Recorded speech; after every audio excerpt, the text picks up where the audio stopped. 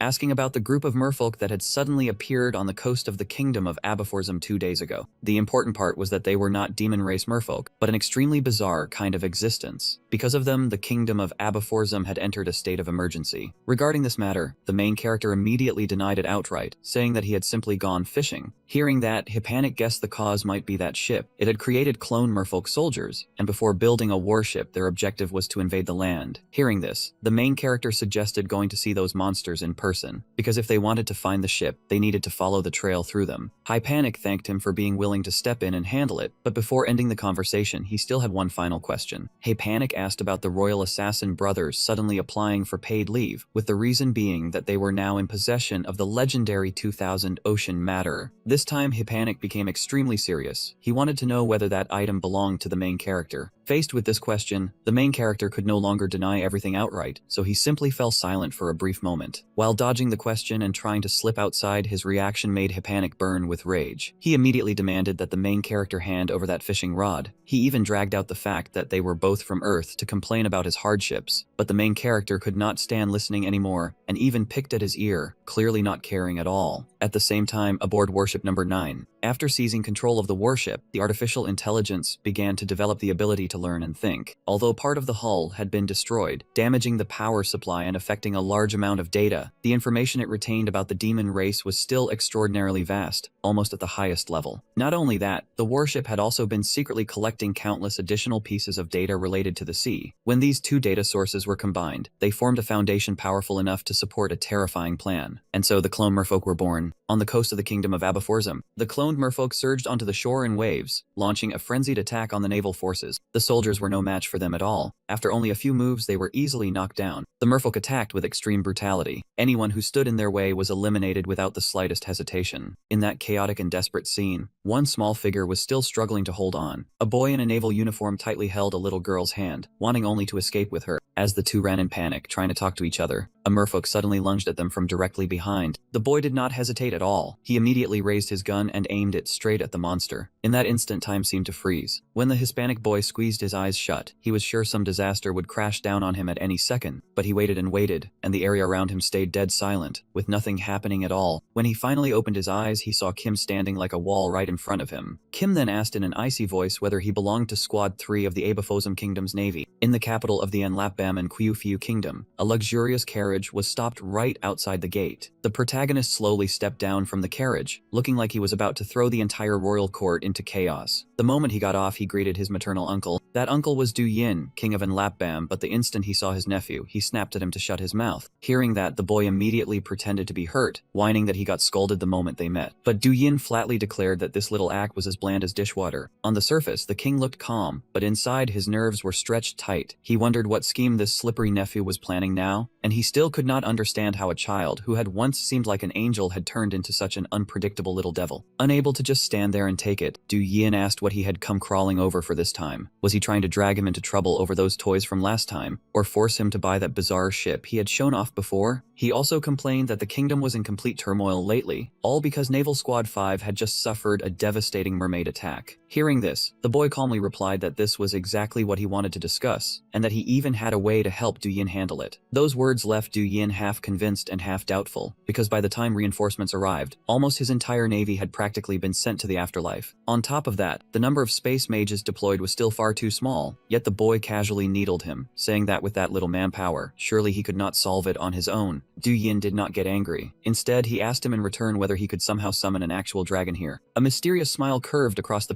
protagonist's lips, and he answered simply that the dragon had already been sent. The instant those words fell, a gigantic shadow swept over the area where everyone was standing. Du Yin looked up, his eyes going wide, his mouth stammering as if he could not believe the scene before him. What appeared in the sky was a massive red dragon, and there were 2 people riding on its back. A moment later, the boy's haggard face and the pitch-black shadows under his eyes became painfully obvious. He complained that he had stayed up all night trying to figure out how to deal with the situation. But in the end, one irritating problem had come up. The problem was that he suddenly realized there was something strange he had never once questioned before. Kim slept too, so why did he always look absurdly alert, like some kind of system monster? Kim calmly replied that of course he slept, which made the boy immediately press him and ask when exactly he ever slept. After a few seconds of silence, Kim said evenly that he slept like a dolphin. That answer sent a chill down the boy's spine, and he instantly asked if Kim's 2 brain hemispheres really took turns resting. But instead of giving him a clear explanation, Kim merely thought to himself that, more precisely, his main brain and auxiliary brain alternated sleep cycles. The boy silently cursed him as a damn monster, but on the outside he still asked worriedly whether Kim would be alright today, because his role was absolutely critical. Kim stayed quiet for a moment, then asked if the boy was making fun of him, since he had spent so long treating Kim like a subordinate. The boy did not answer directly. Instead, he asked whether Kim's true goal was to become the creature standing at the very peak, and whether returning to Earth was only one stage in that process. The boy was still passionately rambling about the destination he wanted to reach, when Kim coldly called him an idiot, then said that question had no meaning whatsoever. As he explained that the peak could not be measured only by ability or raw power, he transformed his hand into a dragon claw. Kim placed that dragon hand on the boy's shoulder, then continued, saying the peak was not something granted through the recognition of other beings either. The true peak meant being able to adapt, survive, and overcome, no matter how brutally the environment changed, without letting any obstacle stop you. Even if you fell into a place with no light, a polar wasteland with no trace of warmth, or a desert so dry there was not a single drop of water left. Even if you were thrown into outer space with no oxygen and still survived, only then would you deserve to be called an apex life form. Kim believed that the ability to adapt to human society was only the most basic foundation, and nothing worth getting smug about. Just then, Du Yin entered the room, and the moment the boy saw him, he announced that an international conference would be held starting at noon. That declaration left Du Yin stunned, but the boy calmly added that most of the high-ranking nations would be attending. Then he turned to Kim and asked whether he was ready, making Du Yin jolt in alarm and demand why something this important was only being reported now. The boy explained that if he had told him earlier, Du Yin definitely would have prepared a speech to beg for aid at the conference. After hearing that, Du Yin had no choice but to admit that he absolutely would have done exactly that. But the boy immediately criticized that approach as terrible, because instead of pleading for help, he wanted to turn it into a call for the nations to join forces. Compared with Earth, the L1 continent had a much higher ceiling for individual power, while its safety systems could not keep up with that level of strength. Since national leaders rarely gathered in one place in person, the M1 continent's international conference was held through the Goddess Church. The way it worked was that each nation used information transmission devices provided by the Goddess Church, like a large-scale magical communication network. At the same time, inside the Grand Temple of Enquiu, the atmosphere began to grow tense. Du Yin and the boy were attending the meeting with the other kings through a communication orb. Meanwhile, Kim stood calmly in a corner, as the representative solemnly announced that the international conference would now begin, and that he had a few things to say first. He panic cut in bluntly, saying that the kingdom of Grand Contin was currently swallowing all the massive profits from the demon race's territory by itself. Being interrupted in front of everyone, the king flew into a rage and declared that he had urgent news to report immediately. The MC calmly replied, asking what urgent business he could possibly have. Then he continued, saying that since last week, fish catches had already begun to drop sharply. This was not happening in just a few isolated areas, but across the seas of the entire continent. At the same time, extremely bizarre merfolk had appeared along the coast of the kingdom of Enbap-Lam. Hearing this, Yu Yin immediately grew anxious and asked the kings present whether any of them had received a plea for aid from his kingdom. One king answered frankly that, as far as he knew, no one had sent any reinforcements at all. He even laughed, saying he knew the fish catch was declining too, but had only treated it as a temporary issue. On top of that, he mocked Yu Yin, asking whether the kingdom of Enbap-Lam did not possess the strongest navy in the world. Yu Yin forced down his embarrassment and said coldly that even if they marched out as reinforcements, they would only add a few more corpses to the sea and change nothing. Another king spoke up and questioned whether the alliance's duty was not supposed to concern only the demon king. At that exact moment, the young man stepped forward and spoke. He stated with absolute certainty that this incident was indeed connected to the demon king. The moment those those words landed, the entire hall was shaken. Everyone asked in confusion whether this matter was truly tied to the Demon King. Someone even snapped at him, asking whether he had any witnesses or concrete evidence. He answered calmly that of course he did. After that, he called out the person standing leisurely in a corner and told him to come forward. The man immediately moved toward the conference. Then he stepped straight into the circle of discussion among the kings. Next, in his capacity as an honorary cleric of the Sacred Sword Church, he swore before the goddess that everything he was about to say was the truth, without even half a word of falsehood. In that instant, a halo of light suddenly flared up, and that radiance came from his own body. This was known as the Declaration of Truth, a miracle granted by a transcendent existence like a deity. The one making the declaration would be enveloped in divine light. That light was the goddess's protection, ensuring that every spoken word was true. If the declarant dared to lie, the price would be death by the goddess's punishment. Within the range of this light, all skills were nullified. However, no one could attack the person performing the declaration of truth. At this point, he continued to confirm that everything the young man had just said was completely true. He said the reason the fish catch had plummeted was because of the merfolk. He had witnessed it with his own eyes, and he confirmed that this incident was directly connected to the Demon King. Not only that, he had also seen that those merfolk possessed an extremely abnormal form. According to him, their very existence defied the will of the gods. He explained that he had once infiltrated their base and witnessed the entire situation firsthand. As he spoke, the young man stared tensely at the light of truth, trembling every time the light wavered. Meanwhile, the man kept talking without pause, insisting that the merfolk's origin was linked to the Demon King. Even though the young man was so nervous he could barely sit still, the light of truth continued to shine around the man. A moment later, the light surrounding Yu Yin faded away, but he remained completely unharmed. Right after that, he opened his eyes and a cold, sharp aura showed in his gaze. His expression became more solemn than ever, and he firmly stated that he had seen those merfolk with his own eyes. What he was most certain of was that they truly were connected to the Demon King. The fish he had created were originally meant to conquer the Demon King, so naturally, they had nothing to do with this incident. After returning to his usual calm demeanor, he closed his eyes and continued, saying that given the strange appearance of those merfolk, their existence was clearly something that went against divine will. Seeing him lie without the slightest change in expression, the young man felt a little intimidated. In his heart, he thought that those merfolk had been modeled after mythology, and since the goddess had once said that the time for their appearance had not yet come, the man's explanation actually sounded reasonable. He went on to say that he had infiltrated their base, which was how he personally confirmed that their existence shared the same origin as the Demon King. According to the information he had obtained, that base was the aircraft carrier Asong, and both Demon Kings were beings who came from Earth. From that, it could be inferred that they also originated from Earth. Hearing this, everyone in the meeting fell completely silent. According to him, by connecting the clues, one could imagine that these monsters had been created before the Demon King's death, then assigned the mission of attacking humanity. At this point, one king in the conference suddenly spoke, cold sweat breaking out as he lowered his head. If what had just been said was true, then forming an alliance was unavoidable. And if an alliance was formed, who would be its leader? The young man immediately spoke up, saying that the kingdom of Enbaplam was the most suitable choice. The reason was obvious. Even though it was the nation suffering the heaviest damage, its navy was still the strongest, and it was also the party directly involved in this incident. After hearing his analysis, everyone present felt that it made sense, so they agreed to the proposal one after another. Only then did Yin speak, hoping that everyone would accept that suggestion. And so Yin finally achieved his goal and secured the aid he needed. However, when he looked toward the young man, his eyes were still filled with suspicion, unable to guess what scheme the young man was plotting. The young man was still smiling before the assembled kings, but inwardly he was secretly delighted. Everything had unfolded exactly according to plan, and the allied army was officially formed. Meanwhile, the demonic ship was drifting on the surface of the sea. It was supposed to search for mineral deposits, but now it had shifted its target to attacking the kingdom of Enbaplam. The merfolk flooded onto the shore and attacked humans in a frenzy. They believed that instead of wasting effort searching for mineral deposits on the ocean floor, it would be far more efficient to steal already refined minerals directly. Moreover, in their eyes, the creatures blocking their path were not worth worrying about at all. The savage merfolk charged in and slaughtered humans without hesitation. But because they were far weaker than the clone army, wiping them out was all that needed to be done. Just then, gigantic red dragon-like creature suddenly appeared and swept away the entire clone army. Unable to control this monster, the App's military ship immediately manufactured a large number of fighter jets to deal with it. Half a year later, he sat silently beneath the freezing wind and snow. His eyes were tightly shut, as if he were tracing the trail of something across the vast otherworld. All of a sudden, his eyes snapped open. At the bottom of the sea, a school of fish had appeared, and beside them was a ship. He had seen it. In the waters of the kingdom of Enbaplam, a colossal warship was cutting through the waves and sailing out to sea sea amid a raging snowstorm. Jin was in the middle of the operation, while Panic stepped beside the Grand Admiral personally at the helm and quietly reminded him that the time had come. On the continent of Elmuth, the supreme commander of the Allied forces was Grand Admiral Azitman. After hearing Panic's report, he simply replied that he understood. But that calm expression quickly vanished. He knew all too well that the fleet was about to launch its assault on the merfolk base, and the horde of monsters lurking on the seafloor. Without hesitation, the Grand Admiral immediately ordered 2 warships to advance and scout the situation ahead. The Allied forces had now received massive aid from the kingdom, upgrading both their technology and equipment. The ships began diving deep into the sea, heading straight for the target. Every warship was fitted with heavy weapons, carrying enough firepower to crush an entire swarm of monsters if they fired all at once. But the moment he remembered the protagonist's cold face and blazing eyes, a shiver unconsciously ran down the Admiral's spine, because what had been brought onto this battlefield was not just weapons, but also beings far beyond common sense. As he piloted the warship, he thought to himself that without the new technology and that boy's help, the kingdom of Ambabla might have already been wiped off the map. Perhaps the pressure was too much, because he had almost fallen into a state of anxiety, with countless theories flashing through his mind. Reaching this level of technology in just half a year was already unimaginable. Even more suspicious, Prince Edward seemed to be hiding far too many secrets. Just then, a shout rang out from the deck, reporting that the reconnaissance warship had returned. It had only been gone for a short while, yet that ship hurriedly appeared before the entire fleet. But when he saw its condition clearly, the Grand Admiral was so shocked that the cigarette nearly fell from his mouth. A red flag was fluttering on the mast, the signal for an emergency. Following the Admiral's order, a wave of fighter planes immediately took off, storming forward like a hurricane. But while the formation was still accelerating, a terrifying explosion suddenly tore through the sky. From the burst of smoke, a gigantic purple monster surfaced, its body covered in tentacles, as it frantically lashed out at every aircraft closing in. A trembling Navy soldier raised a recording orb, and inside it was the twisted figure of that monster in full view. He stammered a report, saying this was the bizarre image the scout team had recorded earlier. Those words sent chills down the spines of everyone present, cold sweat pouring nonstop. How could something like that exist here? The Navy soldier immediately shouted toward the Admiral, urgently demanding that the entire fleet retreat at once. Hearing his subordinate say that, the Admiral froze for a moment, then barked at him to return to his post, because way before them was a rare chance to counterattack. Suddenly, a dragon shot over their heads and landed briefly on the side of the ship. It was the protagonist in his transformed form, leaving the Admiral unable to understand why he would act like this. In the blink of an eye, he vanished from sight, moving so fast he left no trace behind. The scene before him threw the Admiral into complete confusion, and he could not grasp what was actually happening. He snapped around and questioned the prince, asking if he understood how serious the current situation was. Why had he allowed the protagonist to charge into the battlefield alone? Faced with that rebuke, the prince remained calm and answered that he understood. But with the situation as it was, even he could not yet determine what that octopus monster truly was. He gave a faint smile and said that was exactly why he had brought the protagonist all the way here. Now their only choice was to place their faith in him. Rewinding time a little, back when everyone was still observing the monster through the recording orb,